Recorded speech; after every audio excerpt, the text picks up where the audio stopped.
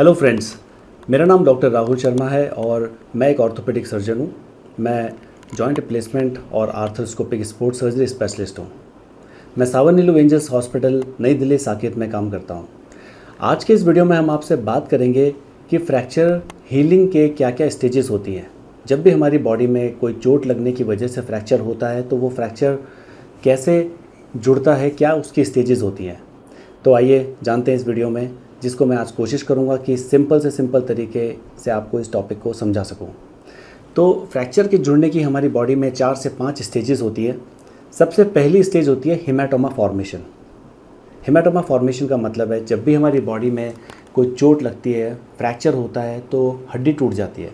हड्डी के टूटने की वजह से उसके आसपास की खून की नसें भी टूट जाती हैं, जहाँ से ब्लड लीक होता है और जो फ्रैक्चर जहाँ हुआ है वहाँ पर वो ब्लड इकट्ठा हो जाता है। धीरे धीरे वो ब्लड जो है वो फिब्रिन क्लॉट में कन्वर्ट हो जाता है और इसको हम हेमाटोमा कहते हैं। ये हेमाटोमा के स्टेज शुरू के 2 से 3 दिन के अंदर होती है। इस दौरान अगर फ्रैक्चर वाली जगह को आप टच करेंगे तो पेन होगा, वहाँ पे स्वेलिंग होगी और वहाँ पे लोकल राइज ऑफ टेम्परेचर होगा। जैसे आप अपने हाथ को उस फ्रैक्चर वाली जगह पे रखेंगे तो आपको थोड़ी वो गर्म फील होगी। तो this is called as local rise of temperature. ये सब हेमाटोमा फॉर्मेशन की वजह से होता है। इसके बाद हम आते हैं सेकंड स्टेज पे, जो है इन्फ्लेमेशन, स्टेज ऑफ इन्फ्लेमेशन। हमारे शरीर में कुछ ऐसे सेल्स होते हैं जैसे कि मैक्रोफेजेस या मीजनकाइमल सेल्स।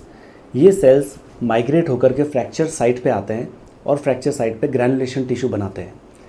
ग्रैनुलेशन टिश्यू कुछ ग्रोथ फैक्टर्स को रिलीज़ करता है जिससे हमारे फ्रैक्चर की हीलिंग स्टार्ट होती है।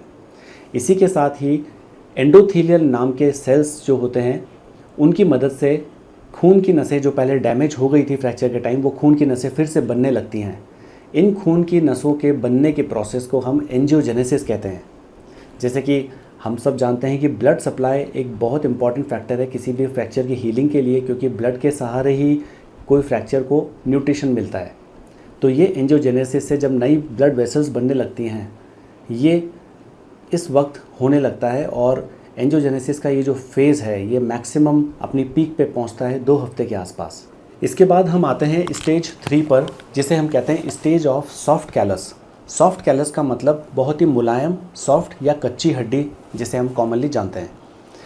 ग्रैनुलेशन टिश्यू जो पिछली स्टेज में बना था, वो ग्रैनुलेशन टिश्यू अब फाइब्रस कनेक्टिव टिश्यू और कार्टिलेज में कन्वर्ट होता है, जो कि आगे चल के कैलस बनाता है। ये कैलस बहुत ही सॉफ्ट बोन होती है और इसको हम एक्सरे पे कई बार देख नहीं पाते हैं, बिकॉज एक्सरे जैसी स्ट्रॉन्ग जो रेज हैं वो इसको क्रॉस कर जाती हैं। तो एक्सरेज पे काफ़ी बार ये विजिबल नहीं होता, लेकिन इसकी सिग्निफिकेंस ये है कि एक बार सॉफ्ट कैलस बन जाता है तो फ्रैक्चर एंड्स जो हैं स्टिकी हो जाते हैं, वो चिपक जाते हैं।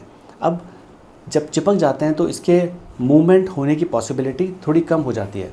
आपने कई बार ये देखा होगा कि आपके ऑर्थोपेडिक सर्जन आपके जो रिपीटेड एक्सरेज करवाते हैं वो इसलिए करवाते हैं कि वो ये वेट करते हैं कि जब तक कैलस ना बन जाए तब तक फ्रैक्चर एंड्स जो हैं वो ज़्यादा डिस्प्लेस या अपनी जगह से खिसकने नहीं चाहिए।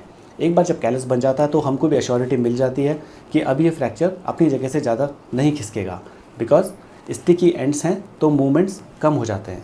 फोर्थ स्टेज, चौथी स्टेज होती है स्टेज ऑफ हार्ड कैलस।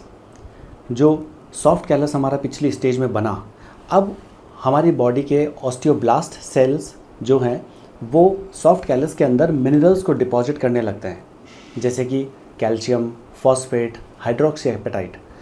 तो इस तरीके के मिनरल्स के डिपॉजिशन को या कैल्शियम के डिपॉजिशन को हम कहते हैं मिनरलाइजेशन या कैल्सिफिकेशन। कैल्शियम और दूसरे मिनरल्स के डिपॉजिशन की वजह से ये बोन थोड़ी सी स्ट्रॉन्ग बनती है और इसको हम कहते हैं वोवन बोन, लेकिन ये एक टाइप की इमेच्योर बोन होती है। इसका क्लिनिकल सिग्निफिकेंस ये है कि ये हड्डी जो बन रही है या जो कैल्शियम डिपॉजिट हो रहा है, ये हमें एक्सरे पे बहुत क्लियरली विजिबल होता है। एक्सरे पे हड्डी जुड़ती हुई हमें दिखती है। इसके बाद हमें फ्रीक्वेंट एक्सरेज करने की ज़रूरत नहीं पड़ती। साथ ही साथ जैसे ही हम इस स्टेज पे आते हैं तो पेन सिग्निफिकेंटली फ्रैक्चर साइट पे कम हो जाता है। फ्रैक्चर हीलिंग की लास्ट स्टेज को हम कहते हैं स्टेज ऑफ रीमॉडलिंग। ये स्टेज 3 महीने से लेकर के आगे के कुछ सालों तक चलती रहती है। रीमॉडलिंग की स्टेज के दौरान जो वोवन बोन बनी थी, जो एक इमेच्योर बोन थी, वो कन्वर्ट होती है ज़्यादा ऑर्गेनाइज, ज़्यादा रिजिड और ज़्यादा स्ट्रॉन्गर बोन में, जिसको हम कहते हैं लैमिलर बोन। ये जो प्रोसेस है वोवन बोन को लैमिनर बोन में कन्वर्ट करने का, ये काम करता है वॉल्स लॉ के ऊपर। ये लॉ ये कहता है कि कोई भी बोन उतना ही रीमॉडल या उतनी ही अपनी ओरिजिनल शेप में आएगी जितना उसके ऊपर मैकेनिकल स्ट्रेस डलता है। दैट इज़ द रीज़न आपके ऑर्थोपेडिक सर्जन आपको ये बताते हैं कि 3 महीने के बाद पूरा वेट डाल के चलने को वो इनकरेज करते हैं, तो उसका रीज़न ये है।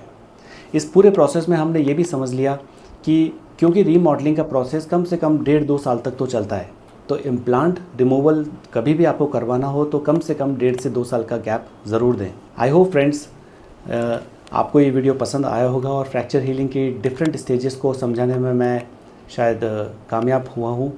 फ्रैक्चर हीलिंग से रिलेटेड अगर आपके मन में कोई भी सवाल, कोई क्वेश्चन है तो नीचे दिए गए फ़ोन नंबर और ईमेल आईडी से आप हमको कांटेक्ट कर सकते हैं और आप हमसे आपके क्वेश्चंस पूछ सकते हैं। Thank you.